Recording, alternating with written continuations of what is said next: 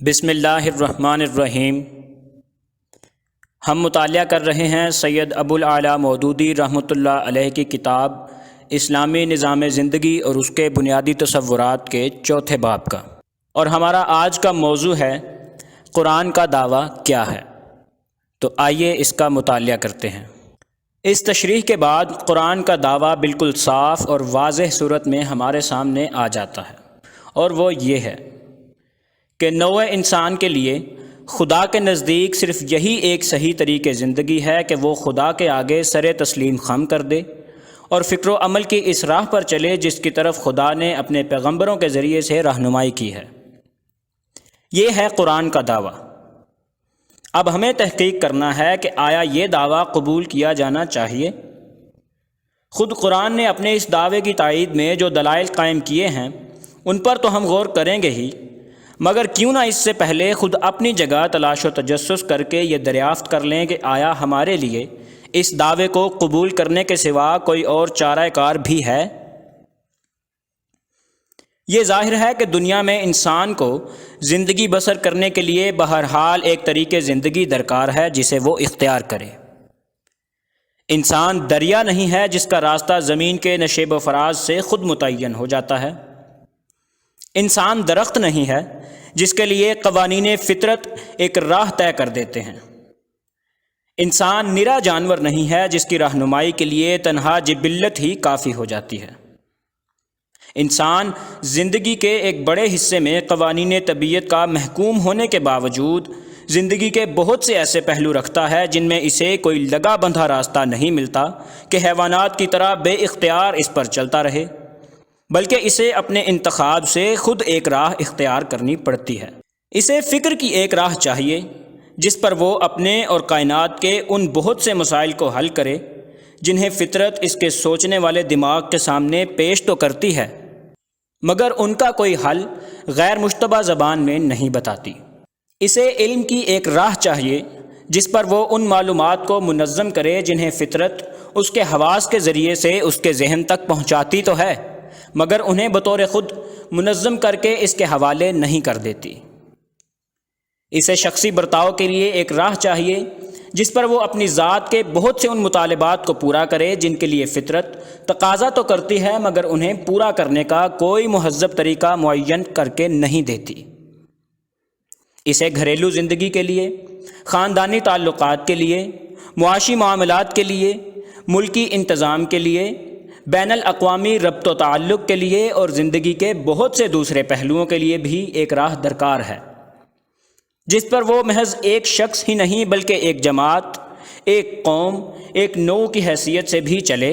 اور ان مقاصد تک پہنچ سکے جو اگرچہ فطرتاً اس کے مقصود و مطلوب ہیں، مگر فطرت نے نہ تو ان مقاصد کو صریح طور پر اس کے سامنے نمایاں کیا ہے اور نہ ان تک پہنچنے کا ایک راستہ معین کر کے دیا ہے۔ زندگی کے یہ مختلف پہلو جن میں کوئی ایک طریق اختیار کرنا انسان کے لیے ناگزیر ہے، بجائے خود مستقل شعبے اور ایک دوسرے سے بے نیاز محکمے نہیں ہیں۔ اس بنا پر یہ ممکن نہیں ہے کہ ان مختلف شعبوں کے لیے انسان ایسی مختلف راہیں اختیار کر سکتا ہو جن کی سمتیں الگ ہوں، جن کے زاد راہ الگ ہوں، جن پر چلنے کے ڈھنگ اور انداز الگ ہوں، جن کی راہ نوردی کے تقاضے الگ ہوں اور جن کی منازل مقصود الگ ہوں۔ انسان اور اس کی زندگی کے مسائل کو سمجھنے کی ایک ذرا سی دانشمندانہ کوشش ہی آدمی کو اس پر مطمئن کرنے کے لیے کافی ہے کہ زندگی بحیثیت مجموعی ایک کل ہے جس کا ہر جز دوسرے جز سے اور ہر پہلو دوسرے پہلو سے گہرا ربط رکھتا ہے، ایسا ربط جو توڑا نہیں جا سکتا۔ اس کا ہر جز دوسرے جز پر اثر ڈالتا ہے اور اس سے اثر قبول کرتا ہے۔ ایک ہی روح تمام اجزاء میں سرایت کیے ہوتی ہے اور وہ سب مل کر وہ چیز بناتے ہیں جسے انسانی زندگی کہا جاتا ہے۔ لہٰذا فی الواقع جو چیز انسان کو درکار ہے وہ زندگی کے مقاصد نہیں بلکہ مقصد ہے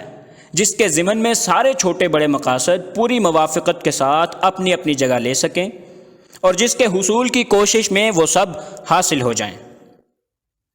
اسے راستے نہیں بلکہ راستہ درکار ہے جس پر وہ اپنی زندگی کو اس کے تمام پہلوؤں سمیت کامل ہم آہنگی کے ساتھ اپنے مقصود حیات کی طرف لے چلے۔ اسے فکر، علم، ادب، آرٹ، تعلیم، مذہب،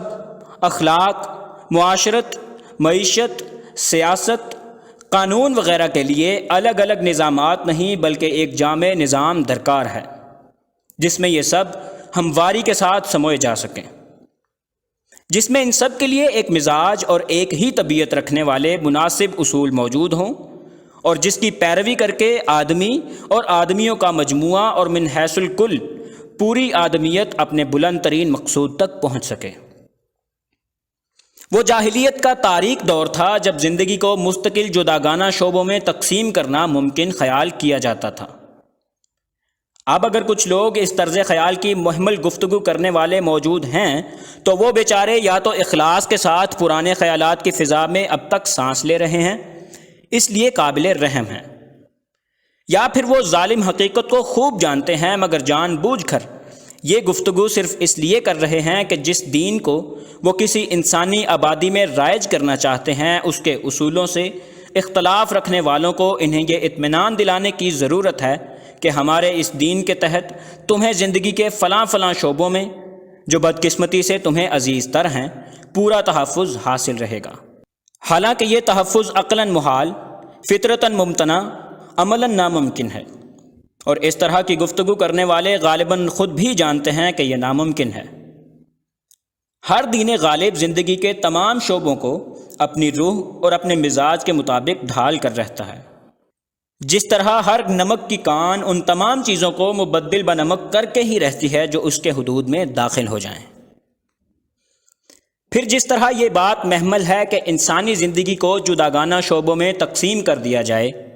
اسی طرح بلکہ اس سے بھی زیادہ محمل بات یہ ہے کہ اسے جغرافیائی حلقوں یا نسلی دائروں میں تقسیم کیا جائے۔ انسان بلا شبہ زمین کے بہت سے حصوں میں پایا جاتا ہے جنہیں دریاؤں نے، پہاڑوں نے، جنگلوں اور سمندروں نے یا مصنوعی سرحدوں نے تقسیم کر رکھا ہے، اور انسان کی بہت سی مختلف نسلیں اور قومیں بھی ضرور پائی جاتی ہیں جن کے درمیان تاریخی اور دوسرے اسباب سے انسانیت کے نشووار تقاضے نے مختلف صورتیں اختیار کی ہیں۔ لیکن اس اختلاف کو حجت قرار دے کر جو شخص یہ کہتا ہے کہ ہر نسل، ہر قوم، ہر جغرافی آبادی کے لیے دین یعنی نظام زندگی الگ ہونا چاہیے، وہ سراسر ایک محمل بات کہتا ہے۔ اس کی محدود نگاہ مظاہر اور عوارض کے اختلافات میں الجھ کر رہ گئی ہے۔ اس ظاہری کثرت کے اندر جو ہر انسانیت کی وحدت کو وہ نہیں پا سکا، اگر فی الواقع یہ اختلافات اتنی اہمیت رکھتے کہ ان کی بنا پر دین الگ الگ ہونے چاہیے تو میں کہوں گا کہ زیادہ سے زیادہ جو اختلافات ایک ملک اور دوسرے ملک، ایک نسل اور دوسری نسل کے درمیان آپ پاتے ہیں، ان سب کو جس قدر مبالغے کے ساتھ چاہے قلم بند کریں اور پھر ان اختلافات کا خالص علمی جائزہ لیں جو عورت اور مرد میں پائے جاتے ہیں، جو ہر انسان اور دوسرے انسان میں پائے جاتے ہیں، جو ایک ماں اور باپ کے دو بچوں میں پائے جاتے ہیں۔ شاید میں مبالغہ نہ کروں گا اگر یہ دعویٰ کروں کہ علمی تحلیل و تجزیہ میں پہلی قسم کے اختلافات سے دوسری قسم کے اختلافات بہرحال شدید تر ہی نکلیں گے۔ پھر کیوں نہ کہہ دیجئے کہ ہر فرد کا نظام زندگی الگ ہونا چاہیے؟ مگر جب آپ انفرادی، جنسی، خاندانی کثرتوں کے اندر وحدت کا ایک عنصر اور پائیدار عنصر ایسا پاتے ہیں جس کی بنیاد پر قوم، وطن یا نسل کا تصور قائم ہو سکتا ہے، اور اس تصور کی بنا پر ایک قوم یا ایک ملک کی کثیر آبادی کے لیے ایک نظام زندگی ممکن ہونا خیال کیا جاتا ہے، تو آخر کس چیز نے آپ کو روک دیا ہے کہ قومی، نسلی، وطنی کثرتوں کے درمیان ایک بڑی اور بنیادی وحدت کا عنصر آپ نہیں پا سکتے جس پر انسانیت کا تصور قائم ہو اور جس کی بنا پر تمام عالم انسانی کا ایک دین یا نظام زندگی ہونا ممکن خیال کیا جائے؟ کیا یہ واقعہ نہیں ہے کہ تمام جغرافی، نسلی اور قومی اختلافات کے باوجود اصل بنیادی امور میں سب انسان بالکل یکساں ہیں؟ کیا وہ قوانین طبی یکساں نہیں ہیں جن کے ماتحت انسان دنیا میں زندگی بسر کر رہا ہے؟ کیا وہ نظام جسمانی یکساں نہیں ہے جس پر انسان کی تخلیق ہوئی ہے؟ کیا وہ خصوصیات یکساں نہیں ہیں جن کی بنا پر انسان دوسری موجودات سے الگ ایک مستقل نوع قرار پاتا ہے؟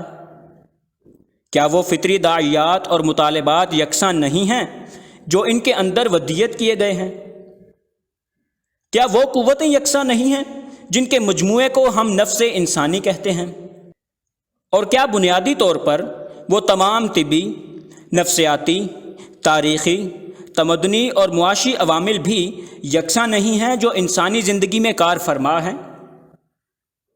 اگر یہ واقعہ ہے کہ ان تمام امور میں سب انسانوں کے درمیان یکسانی پائی جاتی ہے تو پھر یقیناً ان اصولوں کو بھی جو انسان بحیثیت انسان کی فلاح کے لیے صحیح ہوں عالمگیر ہونا چاہیے۔ ان کے قومی یا نسلی یا وطنی ہونے کی کوئی وجہ نہیں۔ قومیں اور نسلیں ان اصولوں کے تحت اپنی خصوصیات کا اظہار اور جزوی طور پر اپنے معاملات زندگی کا بندوبست مختلف طریقوں سے کر سکتی ہیں، اور انہیں ایسا کرنا چاہیے، مگر انسان کو انسان ہونے کی حیثیت سے جس صحیح دین یا نظام کی ضرورت ہے وہ بہرحال ایک ہی ہونا چاہیے۔ عقل یہ باور کرنے سے انکار کرتی ہے کہ جو چیز ایک قوم کے لیے حق ہو وہ دوسری قوم کے لیے باطل ہو جائے، اور جو ایک قوم کے لیے باطل ہو وہ دوسری قوم کے لیے حق ہو جائے۔ ان محملات اور جدید زمانے کے عالمانہ محملات میں سے ایک اور بات جو حقیقت کے اعتبار سے محمل ترین ہے مگر حقیقت ہے کہ یقینیت کے پورے وثوق کے ساتھ پیش کی جاتی ہے، انسانی زندگی کی زمانی تقسیم ہے۔ یعنی کہا جاتا ہے کہ جو نظام زندگی ایک دور میں حق ہوتا ہے وہ دوسرے دور میں باطل ہو جاتا ہے، کیونکہ زندگی کے مسائل و معاملات ہر دور میں بدل جاتے ہیں، اور نظام زندگی کا حق یا باطل ہونا سراسر ان مسائل و معاملات ہی کی نوعیت پر منحصر ہے۔ یہ بات اسی انسانی زندگی کے متعلق کہی جاتی ہے جس کے متعلق ساتھ ارتقاء کی گفتگو بھی کی جاتی ہے،